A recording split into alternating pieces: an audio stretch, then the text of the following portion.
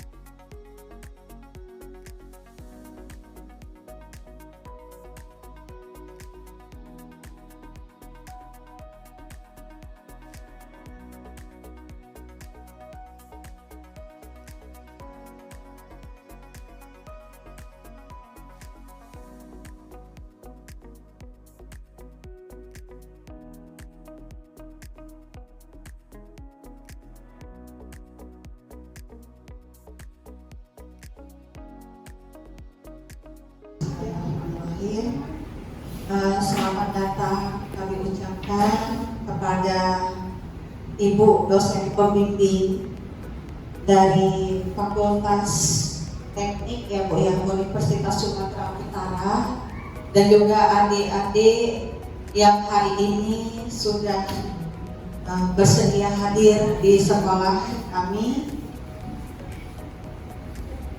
Sebelumnya saya akan menyambut Bu dengan pantun.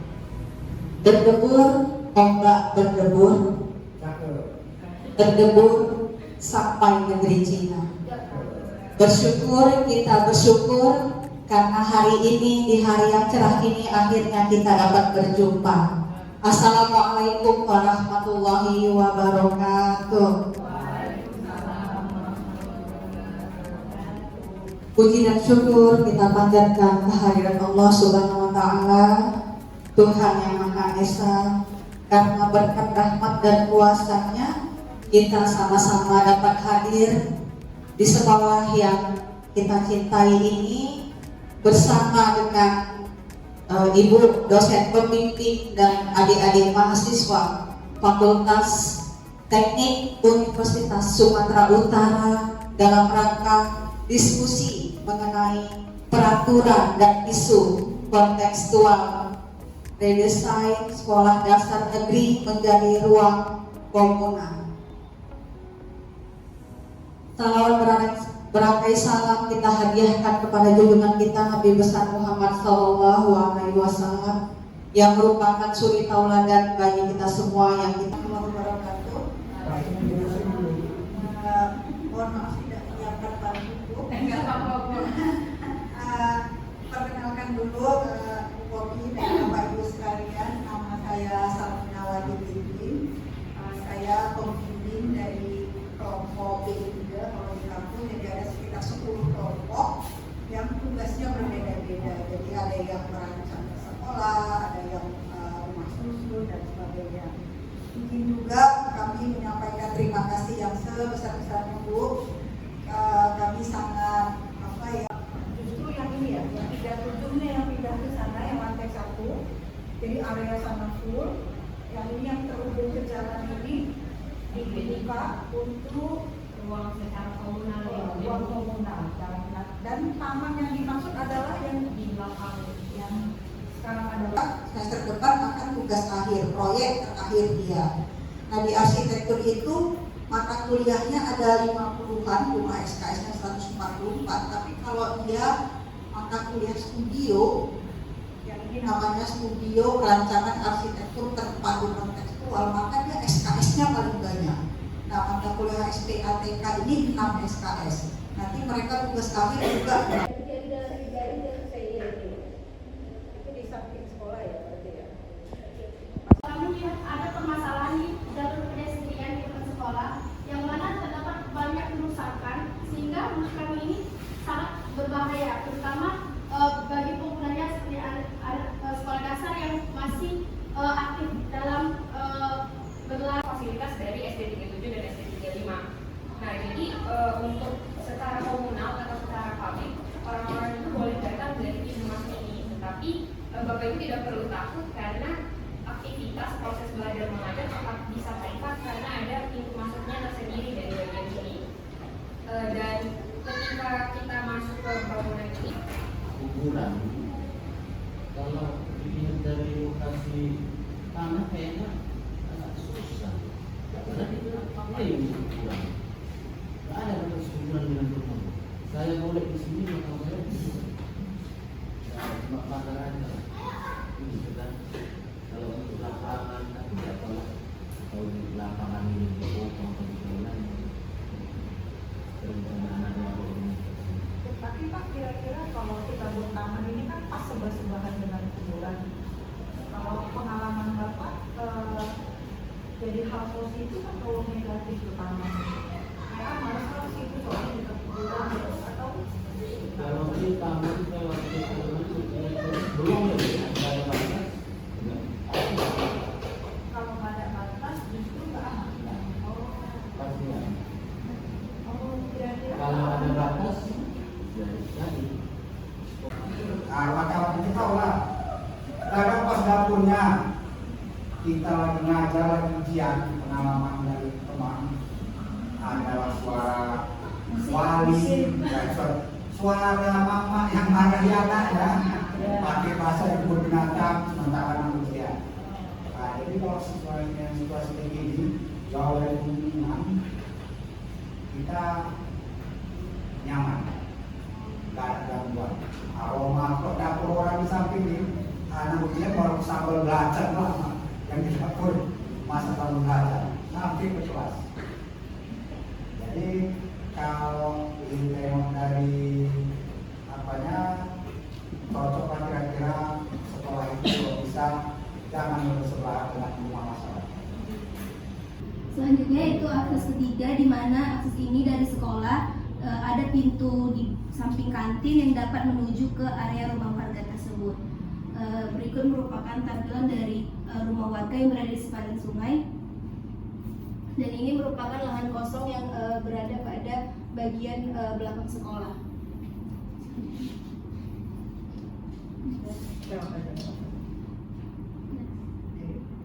Ini merupakan tampak bangunan di sekitar tapak, di mana pada area depan ini merupakan area komersil, dan area komersil ini juga tidak begitu ramai.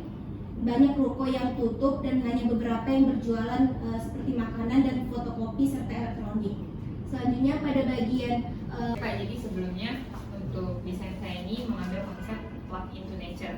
Jadi konsepnya itu bagaimana alam menyatu dengan bangunan, dan suasananya ini karena sesuai permasalahan tadi kita memanfaatkan bangunan terbengkalai dan dialihfungsikan menjadi ruang komunal, tetapi tetap terintegrasi antara bangunan sekolah ini dan ruang komunal ini. Nah, jadi untuk bagian zona sekolahnya ini di daerah ini yang sebelumnya aktivitas proses belajar mengajar sebagian ada di bangunan ini dipindahkan semuanya ke bangunan yang di area sini, Pak. Dan untuk bangunan yang ini menjadi entrance utama dari si area komunalnya ini. Dan untuk bangunan utama taman ini bangunan sekolah 35 yang direnovasi dan ada beberapa dinding yang untuk dinding lantai 1 dia di sebelumnya kan iya Pak di dindingnya dihancurkan. Benar-benar ya, lantai 1 habis ya. Lantai 1 dihabiskan dan untuk lantainya itu dia disamaratakan dengan area yang di sini jadi lanskap seperti itu Pak. Dan untuk ke lantai 2-nya itu dia bobok berbentuk daun. Jadi bentuk daun ini saya mengambil konsep bahwa plug into nature itu lambangnya daun. Jadi kenapa dilambangkan daun ini supaya dari segi desain arsitekturnya itu tercapai bahwa bangunan menyatu dengan si alam tersebut. Jadi pohonnya ini ditanam di lantai 1 dan pohon daunnya itu menjulang ke atas gitu Pak. Fungsinya Fungsinya fungsi dari bangunan ini di lantai 1-nya itu perpustakaan Pak. Jadi dengan adanya perpustakaan yang bisa memfasilitasi kegiatan belajar dari anak-anak sekolah dan juga pengunjung yang datang, suasana tersebut juga bisa mendukung ketenangan dalam mereka belajar seperti itu Pak. Untuk lantai 2-nya mereka bisa fungsikan sebagai area duduk dan area belajar, juga area berdiskusi baik dari merespon dari sekitar bangunan ini kan juga ada mahasiswa dari kampus ini. Kalau untuk yang ini dia difungsikan sebagai komersil Pak, untuk seperti kafe gitu. Untuk lantai 1-nya ruang pengelola dan lantai 2-nya itu ruang kafe. Jadi direncanakannya pengelolanya dengan pengelola kafe itu di Indonesia. Jadi dan juga bangunan-bangunan yang kosong tersebut bisa kita manfaatkan sebagai ruang untuk menambah fasilitas yang dibutuhkan oleh sekolah sehingga bisa meningkatkan pendidikan di sekolah tersebut juga. Next. Jadi untuk lahan sekolahnya berada di warna pink, kuburan dan ada beberapa rumah warga. Jadi desainnya sih yang itu apa ya? yang ini itu apa ya? itu area gym outdoor itu Pak. Jadi karena mereka suka berolahraga, bermain bola di darat. Memang existingnya mereka Di kalau kami wawancara masyarakatnya, kami merespon bahwa target utama kami itu ada 3 untuk usernya. Yang pertama pengguna sekolah itu sendiri, yang kedua pengunjung untuk ke kuburan, dan yang ketiga mahasiswa dari kampus ini. Nah untuk sebelumnya kan untuk masyarakat tinggalnya di sini itu direlokasi ke tempat lain. Jadi karena ini merupakan 2 fungsi yang saling bertolak belakang, privat dan publik. Jadi untuk area sekolahnya sebelumnya yang di bagian ini kami gabungkan di bagian ini untuk proses belajar mengajar disatukan di area ini. Kemudian untuk pembatas antara publik dan privatnya dia dibuat pembatas pagar seperti ini. Jadi dia tetap terkoneksi tapi tidak bisa saling bercampur. Jadi ini seperti pagar seperti ini. Terus di sini ada sitting outdoornya yang mengarah ke sana. Jadi mereka tetap mengembangkan privat dan ada vegetasi juga. Jadi proses belajar mengajar tetap tercapai. Dan untuk fungsi di bagian ini, bangunan ini berfungsi sebagai perpustakaan. Jadi mereka ini kekurangan perpustakaan dan fasilitas untuk membaca. Jadi kalau kita lihat di denahnya Pak, ada redesain dari bangunan yang di sini. Sebelumnya ini kan kelas-kelas Pak. Jadi dinding bagian lantai 1-nya itu dibongkok semua, dan untuk plat betonnya juga dilubangi berbentuk daun. Kenapa kami mengambil berbentuk daun? Kami mengambil konsep plug into nature. Jadi plug into nature ini simbolnya daun yang menjadi identitas dari si taman ini. Jadi daun itu disusun-susun seakan-akan pengguna datang dihantarkan untuk ke area sini. Yang di bagian ini tuh Pak, jadi ketika orang datang ke sini, mereka itu pas di lantai bawah penasaran dan kemudian naik ke atas. Jadi di bagian ini walaupun ini berfungsinya publik, tapi karena bangunannya perpustakaan tetap sunyi, tetap Dan untuk area aktivitas yang lebih seperti berolahraga itu dia di bagian sini. Jadi pengelompokannya bagian yang lebih tenang. Kemudian di sini untuk amphitheater karena mereka juga kekurangan tempat untuk kegiatan-kegiatan mereka. Jadi ketika mereka ada kegiatan mereka bisa melakukan event-eventnya di sini. Tapi dijauhkan dari area dari kelompok 2 yaitu Jalan Sedeli, di mana pada bagian sebelah kanan merupakan SD negeri yang digabungkan dari SD 35 dan 37 dan bangunan existing dari SD 37 dijadikan sebuah ruang publik yang akan terintegrasi dengan taman yang berada di belakang. Pada bagian ruang publik yaitu SD 37 terdapat di lantai bawah terdapat kafe outdoor dan indoor, dan pada lantai 2 merupakan perpustakaan. Selanjutnya pada bagian sebelah depan SD merupakan area bermain anak, dilanjutkan dengan area gym dan amphitheater. Selanjutnya adalah center atau titik pusat dari jalan menuju kuburan, di mana ketika sedang melewati kuburan akan tersambut oleh sebuah center tersebut, dan terdapat lapangan multifungsi juga yang digunakan oleh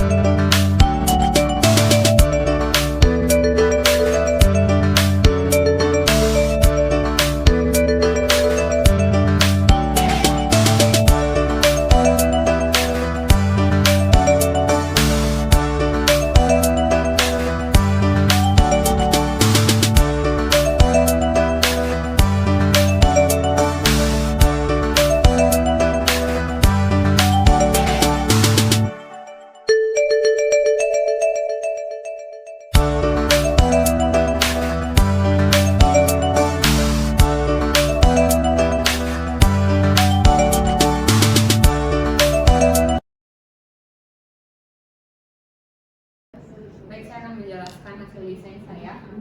Jadi pada desain ruang terbuka ini ada 3 entrance. Yang pertama entrance utama dari depan sekolah, yang kedua kuburan, dan yang ketiga juga dari kuburan.